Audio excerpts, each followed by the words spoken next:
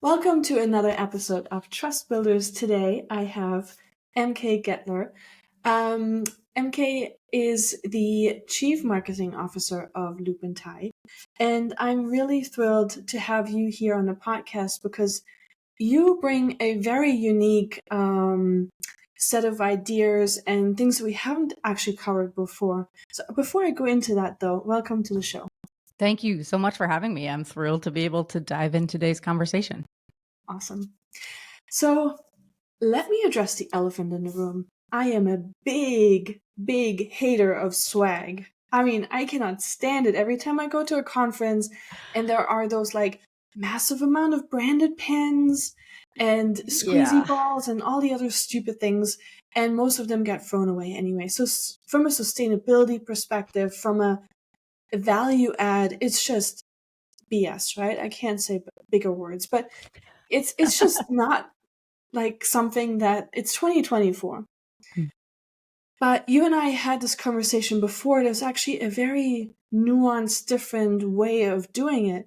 And that is swag, so branded gifts versus actual gifts. And there's a place for everything. Can you just walk us through what is the difference between a branded item like swag and a gift? Yes, that's a great question. And it's often one of the very foundational parts that we have when we talk with our customers or prospective customers.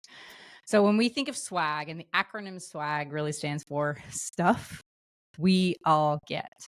And I just keep coming back to that term stuff, right? It's stuff. It's devoid of any meaning. It's devoid of any intentionality. And the type of swag that you are referring to, the pens, the squish balls, the stuff we all get when we go to events or trade shows is the type of stuff that does not have any productive impact on advancing your relationship with somebody. It's nice to have. It's not a need to have. And I do think, to your point, it's such a waste of budget.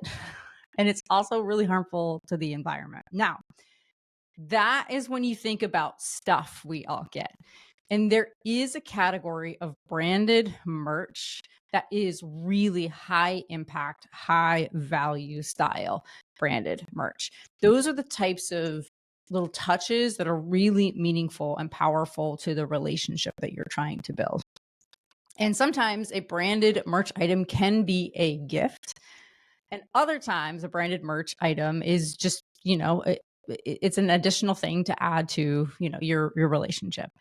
And then of course there are gifts. And at least by how we define gifts at Lupin Thai, it is they are items that were thoughtfully secured or curated or purchased that do not have any branding embellishments on it. It is a gift that is somehow complementing, enhancing, elevating, celebrating the personal life of the person that you are sending the gift to. So that gift should be something that, helps, like I said, it resonates with this person on a more personal level rather than a more one-to-many level like a swag or a traditional branded merch item would do. Yeah, there's so much to pick apart. But one thing that stuck out to me right now when you were explaining this was to use it to build a relationship. And I really was sort of converted to that idea when I met you guys or actually I encountered someone from your company the first time at Impact Live 2023. And I saw you guys sitting there and I thought, oh, another swag coming. But then you had this campaign that actually said, send a little gift to someone you want to say thank you to. And I actually was like, oh my God, I'm going to send something to my mom. Because you know what? I haven't said thank you to my mom in a while. And she's been so supportive. Amazing. So she got an email and she called me up and she's like, oh my God, like, is that really, like, did you send it? I'm like, yeah. And I get to pick something? And I'm like, yeah. So it was really special to her, but that's where sort of that gift, comes in. Yeah. So when is it appropriate to use swag versus a branded item, or when is it appropriate to use swag and slash branded item versus a gift? When Oh, is that sort of cut off? it's a great question. And it's oftentimes one that we really spend time being discerning with our customers about. And also, I should contextualize Loop and Tie a little bit before we dive in and why we think about things in the way and the framework in which we think about them. So at Loop and Tie, we see ourselves as an engine of social impact. And we see corporate gifting budgets as an engine of social impact as well, too. So our job is to convert the $306 billion worth of marketing and employee lifecycle budgets spent on corporate gifting into engines of social impact. So you can gift 306 billion? it's a massive industry annually. Like that's how much is spent Holy. annually on corporate gifting. And I will say I'll categorize that. That's every facet of gift. So the swag that we talked about, those are the gifts, those are the personalized gifts, these are the branded merchandise things. This is all encompassing of the field. But we think that with a bit more intentionality, not just with what you send, but why you send them and when you send them, that budget can be immensely impactful to support economic sustainability, social sustainability, and of course, environmental sustainability as well too. So when we think about gifting, we look at this on two axes. We look at this on the axis of your relationship, or in other words, your familiarity with someone. And the other axis is that person's familiarity or association with your brand. So when you look at that axis, you look at your relationship. So the highest point being what we call besties. You're besties with this person. You are airtight with them on a one-to-one level. And then, of course, being least familiar, you're complete strangers. You don't know these people. You have no familiarity whatsoever. Then the other axis, like I said, is their association with your brand. And so are they a brand skeptic? Are they not familiar? Or are they a brand evangelist and already talking about your brand? And when you really think critically about these two axes and start to plot out some of your relationships, for example, you could be super, super tight with someone. We'll use your mom, for example, right?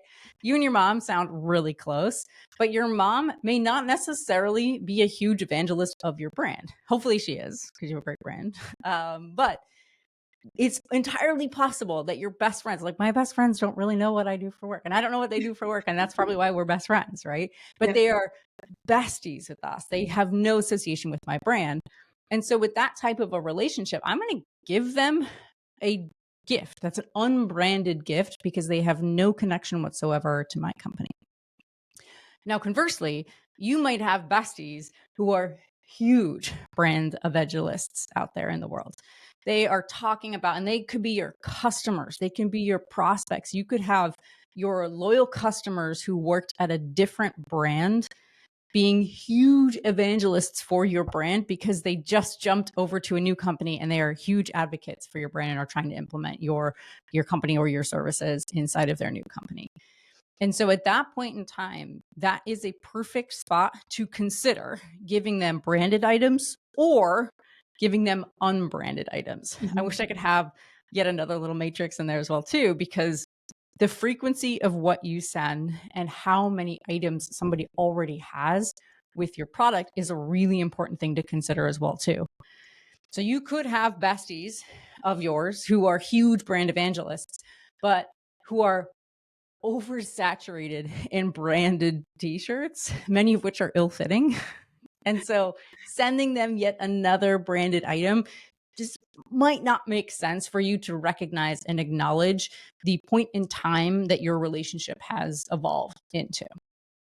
Now, conversely, we'll think about the lower half of this 2x2 matrix, and we think about folks who are complete strangers to your brand. Now, you could have a complete stranger to you who is obsessed with your brand. For example, I love Lego. My wife and I both love Lego, but we are all but complete strangers to anybody who works at that organization. We don't know anybody who works there. We aren't super tight with the marketing team there or, the executive team there, but we are huge fans of this brand. And if they sent us some like a Lego t-shirt, you better believe that t-shirt is going to be framed and put up in a place of prominence inside of our home because we're huge fans, right? You too. Yeah. Yes, I see your Vespa. Yeah, we have that one as well too. So when you think about how you're trying to build that relationship, even though they are strangers, they can still be a huge brand evangelist. And that's a great way to continue to draw them closer to you so that you're no longer in that level of being strangers. You're getting more and more familiar. So you're moving up in your relationship. So you're getting it deeper and stronger and better with one another. And then, of course, you could have some brand skeptics out there. And you could be completely unfamiliar with these people. You're complete strangers with these people as well, too. So if they don't know your brand and if you don't know each other, it feels fragmented. It feels disjointed for you to send them a piece of branded merch. So instead, maybe consider a gift to help, open up the lines of communication. And especially when you approach your gifting in the way that Loop and Tie does, when you send someone a collection of gifts where they get to choose from an assortment of items that are curated for them, what they choose gives you the opportunity to get to know them a little bit better, gives you that little icebreaker so that, again, you can continue to advance your relationship and stop being strangers and instead be a bit more familiar. Like, oh, hey, I noticed you redeemed the chef knives. Are you a foodie? Do you like to cook? Or, hey, I noticed you redeemed the subscription for a pet box of the month. Do you have a pet? Tell me about your pet. Who's your furry friend? Who's your fluffy friend? That kind of stuff can be really helpful in taking your level of familiarity from complete strangers into acquaintances. And of course, as you build upon that foundation, you start to become besties. So again, really, when you think about what your timing of what you should send and when you should send it, it has everything to do with your level of familiarity with somebody on a one-to-one basis and that person's familiarity with your brand as well too. So, when you were just explaining that, what really stands out to me is that in every single quadrant, you're enhancing that human to human relationship, right? Yeah. Yep. And you mentioned also that you have curated collections that you could send to people. Yeah. That means, or could you just explain what that means and why it's important to have a curated collection rather than me just picking a gift to send to you? Oh, it's a great point. When we think about the waste that's in the corporate gifting space, we know that the root cause of so much waste in this space is because folks are spraying and praying the same item to everyone. And it's a staggering number. Over 65% of items that are sent, especially during the holiday season, end up in a landfill, which is staggering. The environmental impact of corporate gifting alone and the harmful environmental impact of corporate gifting alone is something that can be fixed pretty easily. And the way that we have shifted the sending and redemption process is by sending a curated collection of items to someone so that they essentially can pick or select the item that they want that most resonates or complements with their life. And our collections, they're usually curated by price point because that's where most people start when they think about gifting. They're like, okay, so I have a budget. I have a set dollar amount per head, and this is how I'm going to go about my corporate gifting. But we've noticed that corporations are using their budgets as a way to have alignment and values alignment with the folks that they want to do business with. So we've started curating collections that help further and advance that values-based relationship that customers want to have with their employees and with their clients.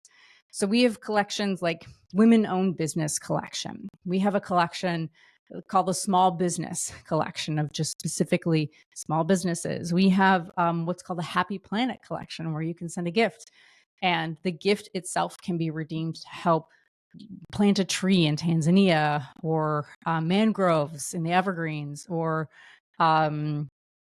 one of my new favorite ones as well too is you can sponsor a baby elephant in Africa with one of your gifts, or you can help sponsor a mother who is 1 month postpartum as well too. So the way that we think about gifting is not necessarily just on the vector of price, but also on the vector of impact. What's the level of impact you want to be making? And what is the values that you want to be mutually advancing between you and your customer? So this approach helps reduce waste out there and just takes one tiny little sliver off of all the waste that we're doing with corporate gifting, and continues to build that tighter, more intentional human connection that you were referring to earlier. Do you have any idea what the impact of that has been, like, let's say, just in 2024? When you say impact, are you meaning like how much has been donated, how The many trees social, we yeah, the planted? social impact that you were Yeah, able to. we I don't know have. it's a hard question because you have so many ways to do that, but maybe you have a way of measuring that. We absolutely do. We do.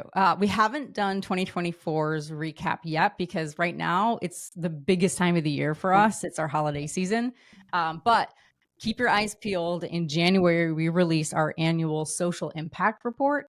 And we do some fun with it. We do like a little unwrap so folks can see how much impact they've helped us drive for the past year. But I do know right now, to date, all time with Loop and Tie, we've supported about 1,500 businesses around the small businesses around the world, 73% of which have some sort of social impact status to it. So it could be a women-owned business, could be a BIPOC-owned business. They could actually have products themselves that are curated or made with sustainable materials. We've planted, I want to make sure I get the stat right because we have quite the amount of, there it is. Okay, cool. We have so far helped plant, I lost it. Where'd it go? Oh, there's about 34 Central Parks worth of trees. So to Oh, quantify that, that's about 620,000 trees that we've planted. And because of our reforestation processes and projects, we've actually been able to help sequester just shy of about 50 million pounds of carbon. We've also helped remove over 175 pounds of ocean-bound plastic. So that's plastic that's running through riverways that will eventually find its way out to the ocean. So we want to get rid of that big blob in the middle of the ocean. And then we've also helped remove just shy of about 60,000 pounds of mid-ocean plastic. So plastic that's already found its way out there and into the world. So when we think about quantifying the impact we're making collectively with our customers, the environment is one huge area of opportunity for us. The one thing we haven't figured out how to quantify yet, and if you have ideas, we're open to open sourcing this, is how to quantify the advancement of the relationship and the strengthening of the relationship that our gifts and our approaches have had with folks who are using Loop and Tide to help facilitate and foster deeper, stronger, better relationships with folks. So we're thinking maybe there's some like sentiment analysis out there with the thank you notes or something like that. The time it took for somebody to redeem a gift. I don't know. But we're open to ideas for how to quantify the human impact, that human connection quotient that we just quite haven't put our fingers on yet. But we're getting there. yeah, that's really, really, really incredibly difficult, right? Like, Mm. I'm in the process of writing a book about trust. Mm. And just to define the word, neat little word trust, Yeah. it's so complex and there's so many factors that go into it. Yeah. But uh, while I can't help you right now to figure out how to measure the impact of the actual gift, how it has on relationships, let's just stay with that for a second, because one of the elements of that relationship is trust building. Mm. And you can actually use that gift or that branded item to increase the trust. Mm. Can you walk us through maybe even those 4 quadrants and explain how trust is built in each of them? Ooh, I love that. Yes. So when we are referring to the 4 quadrants, we're talking about the gifting matrix, if Yeah. you will. Yeah. Okay, great, excellent. So at the end of the day, gifts do not inherently build trust. I Mhm. just want to put that out there. You can use gifts to help advance trust or to spotlight trust, but gifts themselves do not inherently build trust. We saw maybe around 2020, actually, industry really took a hard, especially the B2B MarTech industry, took a really hard right turn and went all things gifting because their normal tactics of in-person events was rendered completely useless during COVID and we were all in quarantine. And so we saw folks using gifting as a way to build trust, establish a relationship, and move that relationship to a deeper, faster level than we've ever seen before, which is great. The space boomed at that point in time. It was really fun to see the revolution kind of come to fruition during that time. However, we started to see a misuse and an overuse of gifting in such a way that folks just assume that they sent a gift and they'd build the trust and they'd automatically have the relationship locked into place. And that just isn't the case. Like it really what happened was it started to feel a lot like bribery. And folks really started to pick up on the fact that it was a give to get. It was a transactional way of conducting themselves in businesses. And so when folks really started to examine the intent, the why behind why a gift was sent, they started to realize that it wasn't substantial. It wasn't substantiated in anything that had to do with trust and actually wanting to build a meaningful relationship. So when we help folks start to explore what you're trying to accomplish in the relationship, are you establishing trust from the beginning, or are you deepening trust, or are you rebuilding trust? There's like three Mhm. distinct camps that we help folks kind of segment their actions into. That helps them be a lot more critical on what they're sending. And of course, more importantly, why they're sending that. How are they using a gift to, again, establish trust, deepen trust, or rebuild trust that's been lost? And then they start looking more closely at that and they're like, okay, great. We now understand the mechanisms by which we're trying to establish or like work on our trust with somebody. Now then we lay over, okay, how familiar are we with this person? Then we overlay, okay, how familiar are they with our brand? And that helps folks start to build a really meaningful way of applying a gift to, again, help facilitate trust in those three camps. A really good example of this actually is a customer of ours, Caraway Home. They are an incredible cookware company. We love the products that they use, but we also love how they use loop and tie.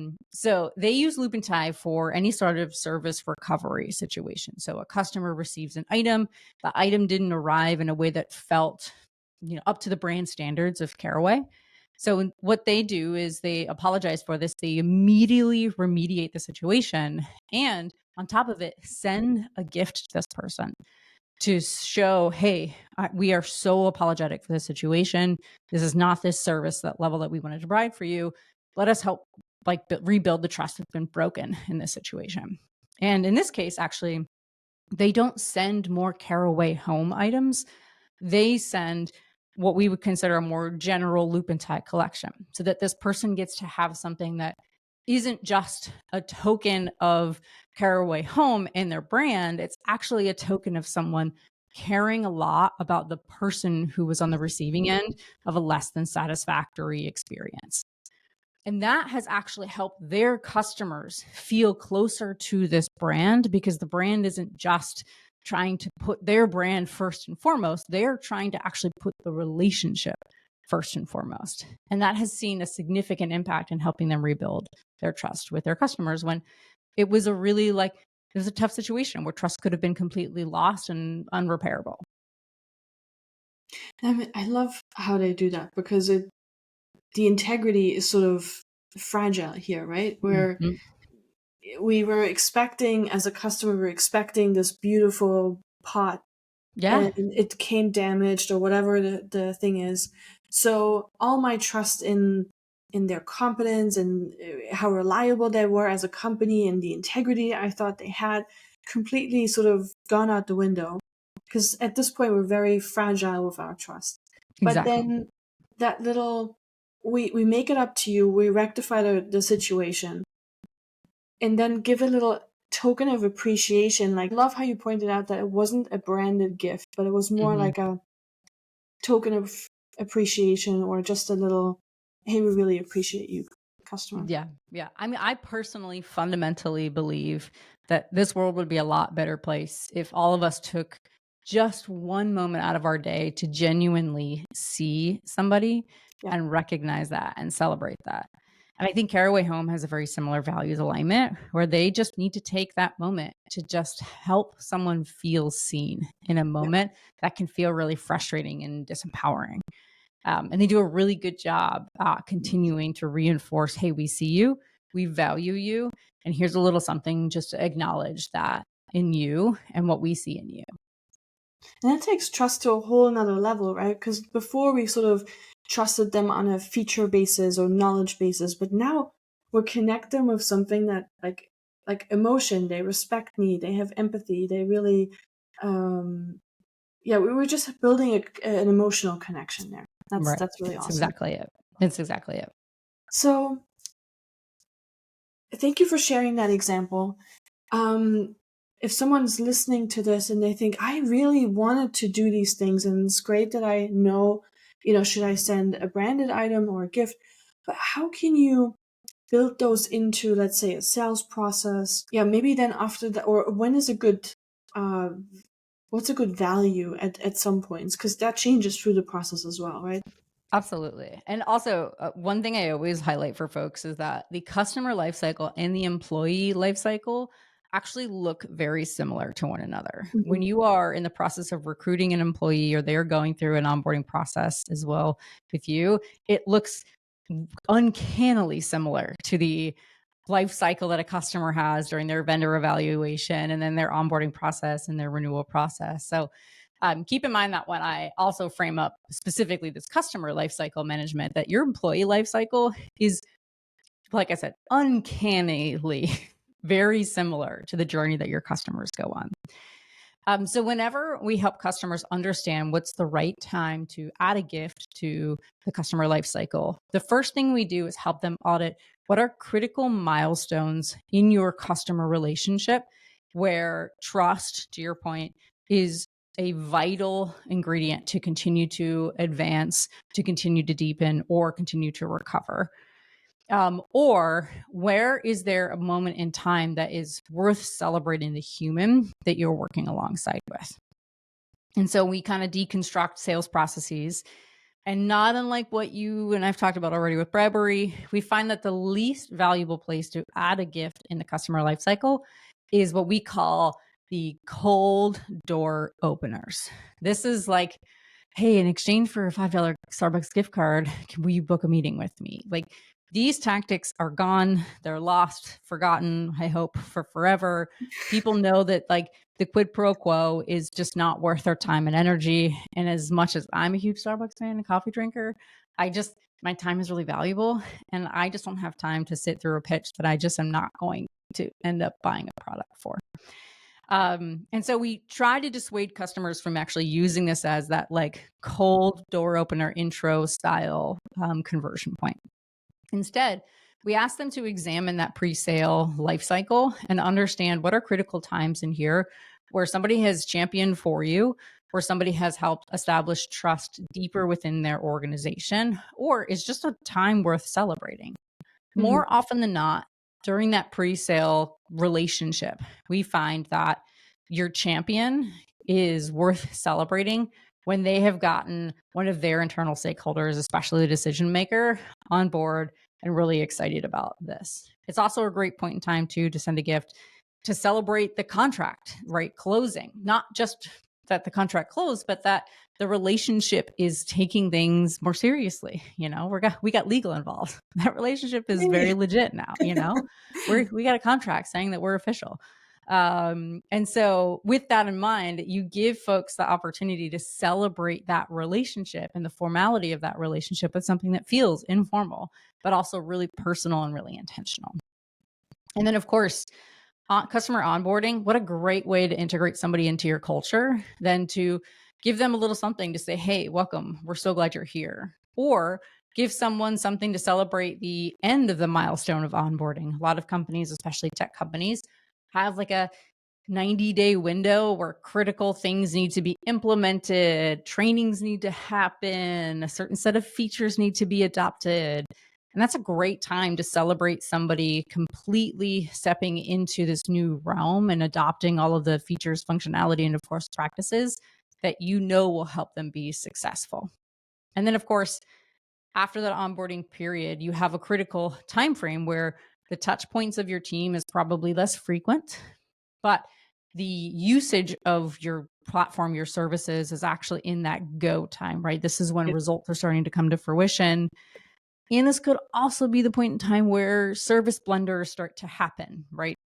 And so you need to have these customer, Christina Garnett calls these customer escalation processes, both for good things and for bad things. Too often companies have customer escalation processes for bad things, but customer escalation processes for good things. When your customers are out there evangelizing you on LinkedIn or on social media, when your customers are, recommending you, sending referrals your way. These are all things to help escalate and celebrate that relationship that your customer is signaling is really valuable to you. What a great time to send a little gift, to just say, hey, thank you so much for sending over those 5 referrals. They're fantastic fits for our company. We can't wait to dive in with all these folks. Or, hey, you know what? That wasn't exactly us putting our best foot forward. You know, we can do better. We know we can do better. Here's a little something to help brighten your day after you were on the receiving end of something that was less than satisfactory. And again, these little things are just the culmination of your company essentially saying, I see you. I value you. And that's all we can do. And the gifting, again, is not the thing that solves the problem. The gifting is the thing that helps facilitate the solution to the problem, which is your why. Yeah. Always start with your why. That's definitely one thing I really learned today. And one thing that comes to mind is a lot of my customers do customer case studies. So just Yes. Yeah. sending, like after someone spent an hour on an interview with you and gave you a customer, testimonial, that would be a great time to send a gift. It's a Or I great would time to send suggest a it. gift, Yeah. right? Especially when someone's giving you something, it's a great time to give them a little something in return. Again, just to acknowledge that they went out of their way for you, and not everybody has to do that. Awesome. Now, to wrap us up, what is a book that has changed your life that you've read maybe in the last 6 to 12 months? Ooh, that's an amazing question. Is this a question specifically to business books? So most people do mention business books, but I Okay. had a few recommend something completely out of the realm of business, but it really impacted them as a person and became a Mm. better business person. So all books are open. Okay. Okay. So I will, in true MK fashion, answer both the business side and the non-business side. Okay. So on the non-business side, game-changing book. I'm still in the process of reading it because it is a very in-depth, intensive book. But it's called Caste: The Origins of Our Discontents. And this book actually starts to highlight the caste system that is actively unfolding here in the US because of demographics, socioeconomic status, the likes, very similar to the caste systems that originated, in India In and India. around the world. So that book has really started to shape my mindset and understand the hierarchy of systems that exist that we just don't pay enough attention to Yeah. in the US. And then another book as well too. It's a very, very popular book, but Atomic Habits. Oh, Have I you love heard it. of it? Yes. Such a good book. But it started, the one fundamental shift in that book for me was he was talking about runners. In the very beginning, it was like, what does a runner do? How does a runner think? And then you are a runner. Just make decisions as though you are a runner. And so that mindset of I am the thing that I desire to be. So start acting like that, show up in spaces as that thing, and you are the thing. Like you just suddenly are the thing. It's pretty remarkable. So love that Atomic Habits. As a person who is a creature of habit, I thought it was really good to help me put some specificity around the habits and why habits are really helpful for me. Yeah. Absolutely. Love that book. I'll check out the cost book. That's a really interesting suggestion. Very interesting. It's a hard one to like get into at the end of the day if you've had a really tough day, but it's worth really deconstructing and dissecting what it is we're, especially here in the US, experiencing at this very moment with our political systems. But I think many folks in many different countries around the world are taking a closer look at the construct of their society and their involvement in helping to build a better, more perfect place to exist in. Yeah. I truly enjoyed our conversation. Thank you Likewise. so much for Thank you. sharing really deep insights and practical examples of how to use gifts and branded items to build relationships, build trust. If anyone wants to be in touch and has questions about that, how can they go about reaching you? The good news is there are very few of us Getlers out there in the world, and there are literally no other MKs Getlers out there in the world. So you can find me on any social platform, yes, including Blue Sky at MK Getler. I'd say the fastest way to get in touch with me is actually through LinkedIn. So just find me, MK Getler-Porizkova. And yeah, let's connect. Send me a DM, jump in my comments, whatever works best. So yeah, I'm here and happy to be a facilitator of human connection with one another and helping to foster and build trust within one another. Perfect. Thank you so much. Thank you. Bye bye. Bye. We got to